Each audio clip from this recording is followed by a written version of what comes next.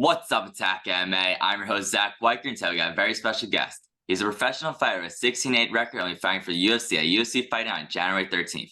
Please welcome Westin Wilson. Westin, how are you doing today? Good. How are you?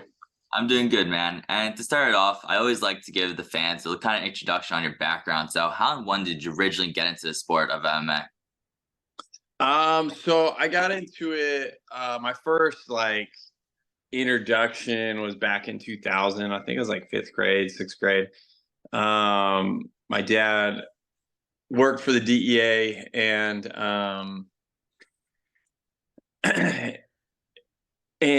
there was a guy at work, and he would bring all the UFC tapes, and he's like, "Oh man, you guys got to check this out." And this was during a time when like WWE was like the big thing. People thought wrestling was real. Goldberg. I was living in Oklahoma, so Goldberg was like the, god of my elementary school. Everybody looked up to him because he's from Oklahoma, and anyways, I got hooked, man. I thought it was really cool. Fast forward to my freshman year, The Ultimate Fighter came out. That kind of, at that point, I told everybody on the wrestling team that I was going to do this professionally. I was going to fight one day.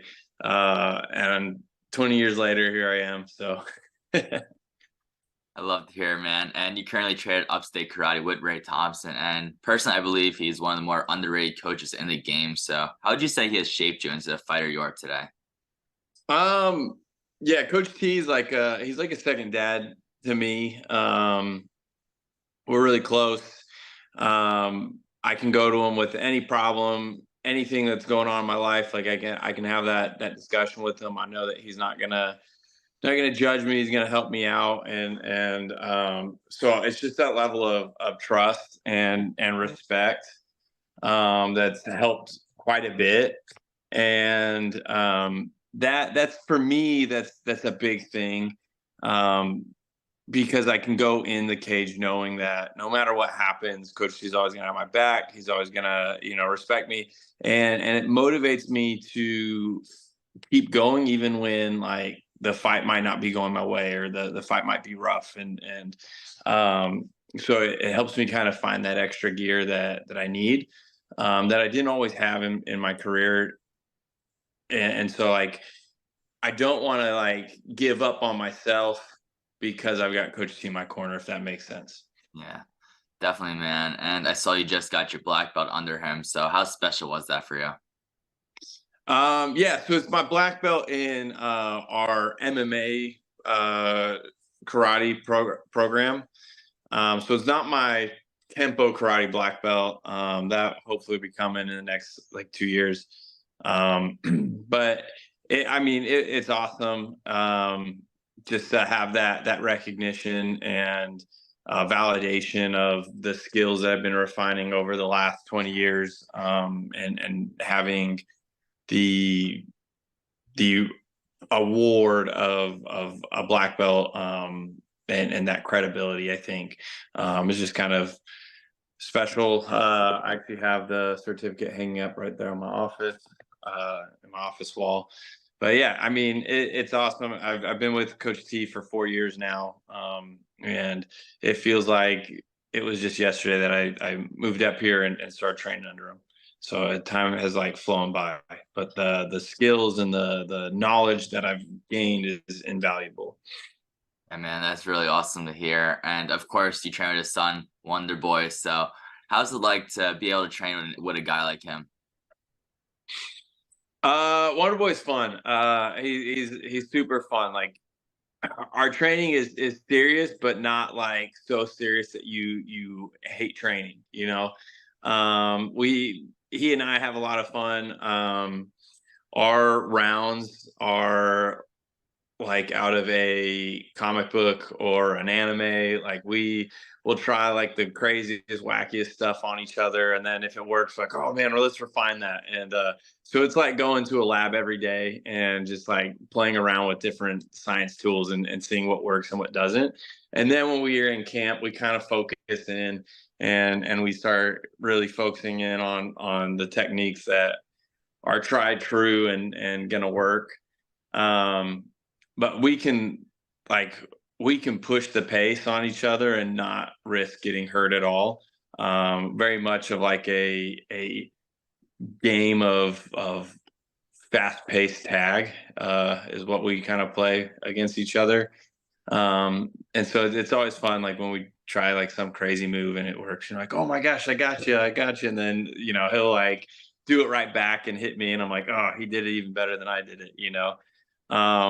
So Wonder Boy is like just it's like training with like, your sibling. Like like we just have a lot of fun. There's no animosity. Uh, we're just really close friends, and I have complete trust that when we enter the cage against each other, we're not gonna really hurt each other. Although last Saturday, uh, we're like, okay, we're gonna pick it up this sparring session because you're a month out, so we're gonna go a little bit harder than we normally go. And man, I hit him right off the bat really hard, and then he smoked me the rest of like it was 5-minute rounds straight. He just beat the dickens out of me, man. He was putting it on me. I left with my nose all jacked up, like in this direction over there, and it was all red and sore. My lips were all cut up. But it was a lot of fun. Like we were laughing afterwards too, because that's like I think that's the hardest we've gone with each other in probably like 2-3 years. Like we haven't gone that hard with each other in a really, really long time. But we had a lot of fun, so it was good. Man, he's one of the best in the sport. And you mentioned that he got that upcoming fight with Shavkat Rakhmonov. So how do you think that fight pans out for him? I think a lot of people are sleeping on Wonder Boy, and people have there's this mystique that Shavkat has, but when breaking down the footage, like Shavkat's really good, but he's really fundamental. And he hasn't fought anybody that is truly a specialist. He fought Carlston Harris, who was new in the UFC. He fought Brazeris, who was like 5'6" at 170 pounds, and on his way out was like really old as well. And had a lot of mileage on the body. He fought Neil Magny on a short notice, so you can't really and Magny was on his way down at that point already. He fought a Jeff Neal who's been up and down since the Wonder Boy fight, and he showed there was a lot of weaknesses I think that Neal exposed. I don't think Shavkat's really a wrestler. Most of his takedowns come from the clinch, and just like foot sweeps and things like that. And you got a guy like Wonder Boy who's got such great balance. I don't see that coming into play really all that well. And Wonder Boy's so fast, even at 40 years old. He's so darn fast, and his timing and distance management is so like impeccable. It's really hard for a guy like Shavkat, who most of his fights were in the smaller cage in the UFC, all in the Apex. Going to the bigger cage against Neal, we saw that he really had a hard time cornering Neal into his game plan, because Shavkat likes to march somebody down to the cage and then hold them up against the cage, score some points, rinse and repeat for 3 rounds, or until he gets the finish, right? Until he wears him down. So it'll be an interesting match. You got Wonder Boy in the big cage, who's excelled in the 30. I think the UFC's pay-per-view cage is like 30 feet, 33 feet. He's excelled in the bigger cage, and he's always struggled in the smaller cage. So I think there's a lot of advantages that Wonder Boy is going to bring into the fight that people are overlooking. Yeah, man, that's a great answer. And I think no matter what, it will be a great fight. But to go to your fight, you'll be fighting Gabriel Santos. So what have you seen from watching tape on him, and what do you like about his strength and his style? Yeah, with Santos, I haven't watched like a ton on him. I saw it enough. I saw enough of what I need to see, and then I actually have Steven's younger brother Tony in my corner for this one as well. So Tony's like he's an analyst. The guy breaks down footage. He breaks down things. He sees things that other people don't see. So I wanted to include Tony in this fight camp. So he's broken down a lot of things. I think stylistically it's a good matchup. I'm a lot longer than he is. So I think I can exploit a lot of that. I think when he gets desperate, he starts taking shots. And that's where I usually have the most success, is when guys start shooting on me. Um, so I really like the matchup, but he's a tough kid. He's an LFA world champ. Um, I thought he beat Lauren Murphy in his debut. And Lauren Murphy's, or is it Lauren or Leon? I think it's Lauren. Yeah. Yes, Lauren Murphy. I mean, that kid's a stud. Always finds a way to win as well. And then he ran into the buzzsaw, which is David Onama. And Onama's just as big, if not bigger than me, I think. No, he's 6 foot. But I think Onama found some weaknesses in Santos's striking and exploited those. So I'm interested. Usually after a knockout loss, one of two things happen. Either you come back like, okay, a weight off my shoulder, I've been knocked out, I'm okay. And you're a lot stronger, or you come back hesitant. I don't know which Santos is going to show up. He's 0-2 in the UFC. I think he's kind of on that chopping block. And so I think he's got a lot of pressure on himself to succeed. And so either he'll look the best he's ever looked, or that pressure might cause him to crack. But I feel like I don't have any pressure. I've since the beginning, I've never fought for money. I don't need the money when I fight. And so I think it's a little bit different game. I'm fighting for legacy and for for pride. And I think he's in that desperation mode of, I need to keep my job. Yeah, man. And he is young. He's only 26, and he probably hasn't fought a lot of guys like you. So do you feel like with your style that this kind of like perfect matchup, that he probably not faced a guy like you before? Yeah, and I think a lot of people, like, in the last 4 years, really haven't seen my striking, because what happens is I usually start off, I land a couple long 2s and 3s, and I hit these karate style blitzes, so people look to take me down.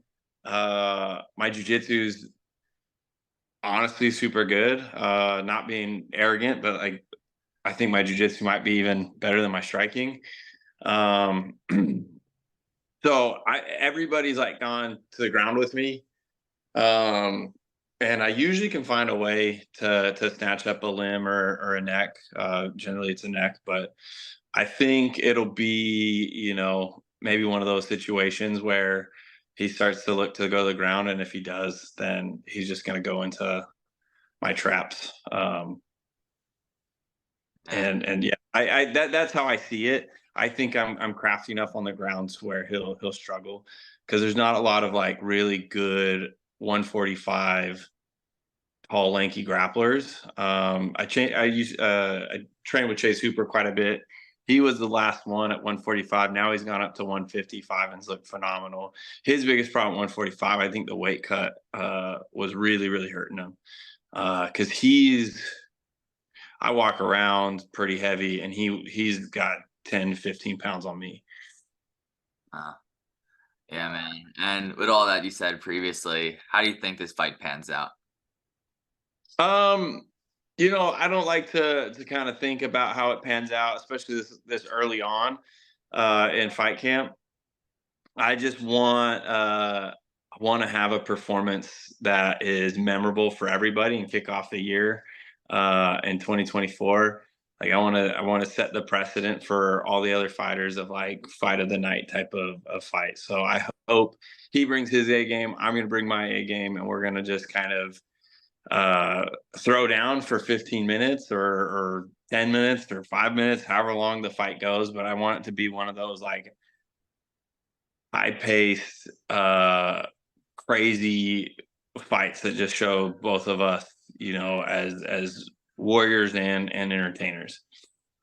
Definitely, man. And a lot of fans, the only time they saw you was your previous fight against Brito. So do you think this fight is a great way to showcase to fans what you're truly capable of? Yeah, I think with a full camp, I get to show what I'm capable of. Like the Brito fight, like I was still in fight camp mode, but the week before I got the call, I was in Houston, cornering one of my teammates, Gino Morelli. Watch out for him. He's Penn State All American, phenomenal fighter. Um, and so I was cornering him, and then I got the call, a couple days later. And so like I was actually training with Stephen for his fight for UFC 291 because the plan was, hey, there's some 55ers on it. If one of them fall through, we'll just step up. Um, and I ended up getting the call 30 days before his fight. And so like I was in shape, but like I wasn't at that peak yet. With the Brito fight, like I think more than anything, it wasn't the physical aspect of the fight. I think it was the mental of all the emotions of getting signed, and it was a goal that I'd set 20 years prior. So I'm an old guy in considering like how young the sport is. Like I'm 35. I'll be 35 next month. Uh, and so like I think for me it was like there was a lot of emotion, there was a lot of anxiety, there was a lot of like that I like you don't get to control. And it's funny because I was talking to Chase Hooper about this, is like on a short notice fight, you just gotta jump in there and you gotta deal with it. But like when you have like 8 weeks, 10 weeks to prepare, like you can emotionally and mentally get ready for that. Whereas in a short notice fight like that, you don't like you can't spend weeks, mentally preparing for that fight. And so I think that was the biggest detriment was I wasn't mentally I don't think I was mentally prepared for the fight versus I mean I had my moments with the grappling, but I wasn't like I didn't get to, you know, have the weeks upon weeks of mentally getting ready and being like, okay, I know my cardio is on point, I know my technique's on point, I know everything's on point. Now I just got to go in there and have fun. Like it was like, oh crap, like am I ready? I wasn't able to erase the doubts. Like I did 10 days wasn't enough time for me to erase the doubts in my mind and the doubts about myself and my ability. Um, and so that was the hardest part, I think, with the Brito fight. But this one, I get 10 weeks, or I've had 10 weeks notice to really clear any doubts and negativity out of my lifestyle. And so now it's, all optimism and excitement. Yeah, man. And even with that loss to Brito, it was your UFC debut. So it's probably a dream of yours. So how do you summarize that whole experience of making the walk and debuting for the UFC?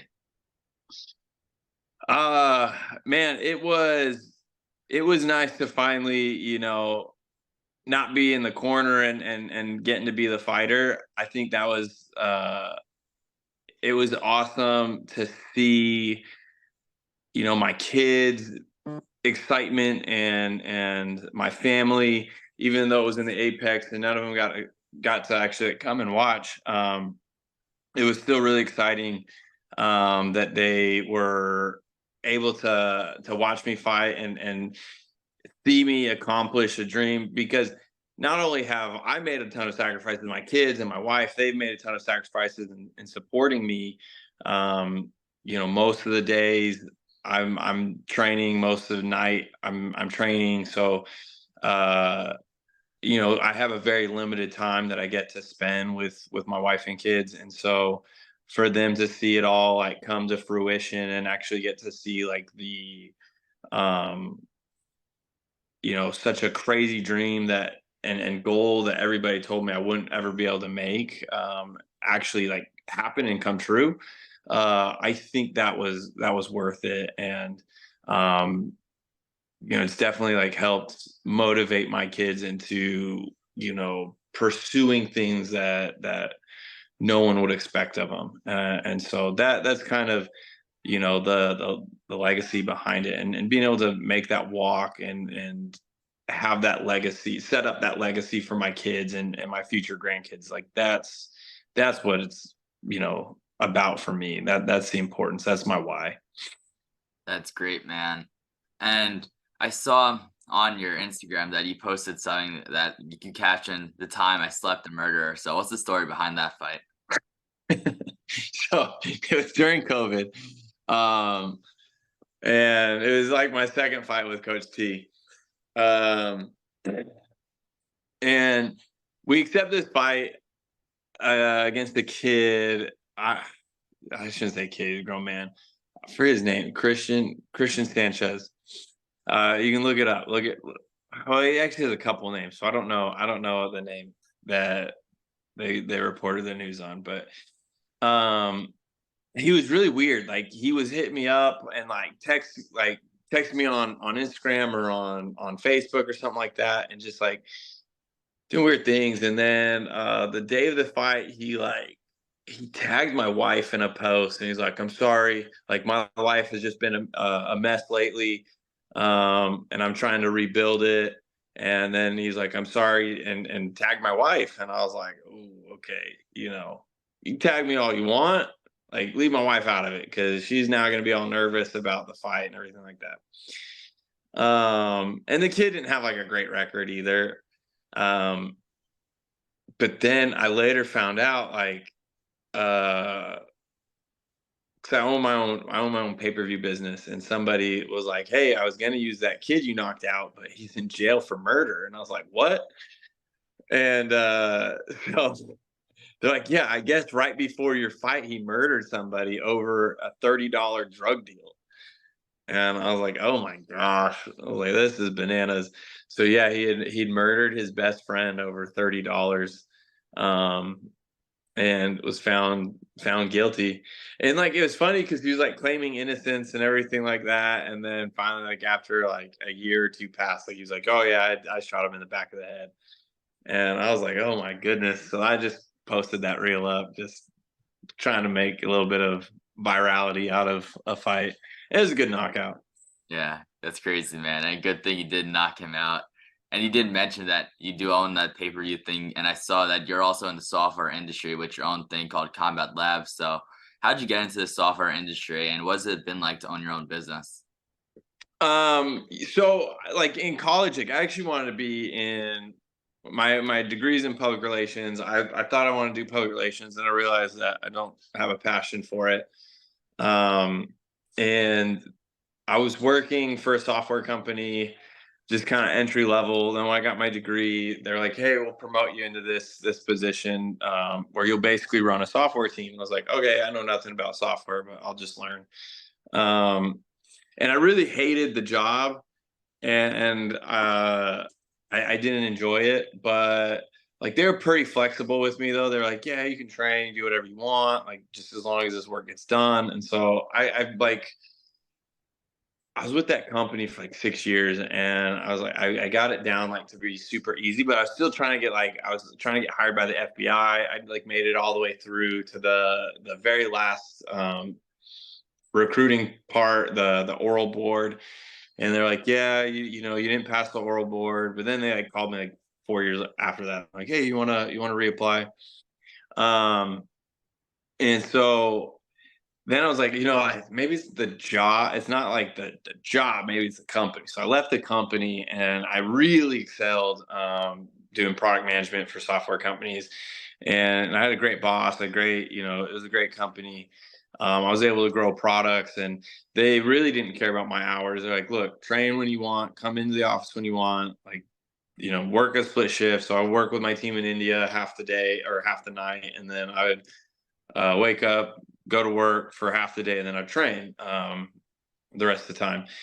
And so I was like, "Okay, look, that's what I'm going to do. This is going to allow me to like really excel in fighting." And it paid really, really good money. I started getting promotions and everything like that. And so I was able to like actually like take some of the lessons I learned through fighting, apply it into, software and product management. And then when COVID hit, I started the pay-per-view company. It was called Combat Cast. It's now, we rebranded, it's Combat Labs, because we're doing more than just pay-per-view. But yeah, so I started the pay-per-view company because at the time during COVID, there was only Fight TV out there. So I strung up, built a little bit of software, this little environment to allow promotions to run pay-per-views. And then I was able to fight pretty much every month during COVID. Like every other month, I was able to get fights and really just like boost my record and stay super active when nobody else in the country is able to stay active. And I wasn't necessarily fighting for money. I would just fight for streaming rights. So I'd be like, oh, let me stream your show. You'll put me on the show for free. What you would pay me, just pay my opponent, and we'll call it a deal. And so then the company grew just through word of mouth. And it got to the point where I had so many different clients. Like, if I wanted to fight for somebody, I could be like, hey, do you need a 45, a 55, a 70, like whatever? Like I'll fight at any weight. Just give me a matchup that I like. And so I was able to strategically like boost myself ahead of all the other guys in my weight class, just with that strategy. And then of course my management played a big part in helping me as well. Because at certain points, like we had to have, the UFC tests. So that's where XMMA came in. That's where Tough Enough came in. We had some bigger shows where we'd get, a strategic opponent to test, and then we keep, building my record after I passed those tests. And so yeah, we rebranded to Combat Labs, and we're doing pay-per-view, ticketing, event management, marketing, accounting, like whatever you need. If you wanted to run a show, you could sign up for our software, and we'd take you from step one to step, whatever step you needed to where you had a finished show. And so I'm making the entry level into promoting shows very, very easy. We can help you set everything up and make all the right contacts and everything like that. Is pretty much what the platform is designed, or we're designing to do. So we still got some building on that software end, but that's what it is. So That's great, man. And something I also saw outside of the cage is that you're also a Mormon. So how's it like for you to balance your religion and also be an MMA fighter? it's cool. There is one other guy in the UFC that is a member, is Mormon as well. But I think for me, like, it's not like, it's more that I'm just like fighting to test myself than I am to like, repress anger issues and things like that. But like a lot of times through my career, like I teach youth at church, and so like I'll fight Saturday night and then teach Sunday school Sunday morning.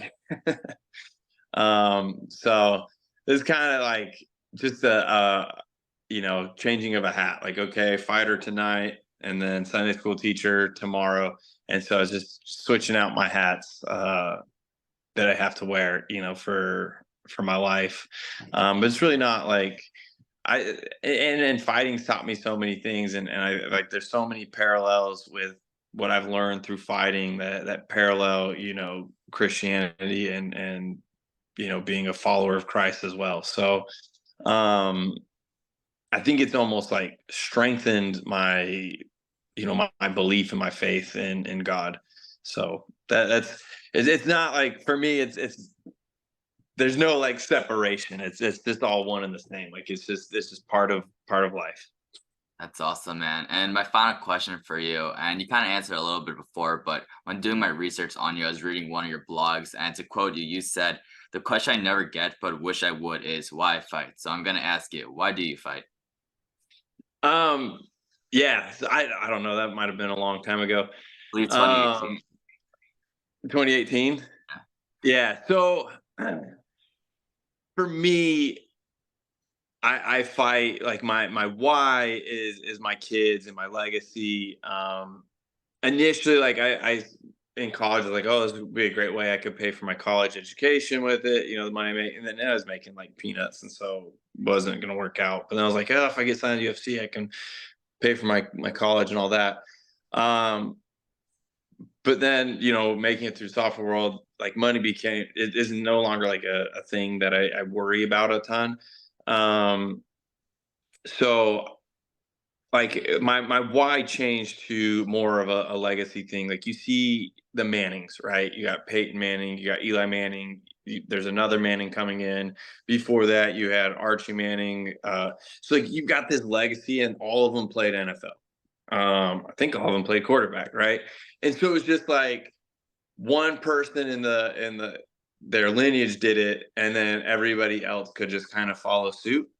So I wanted to be that link to where I did something that was crazy, and that the majority of people don't reach that level.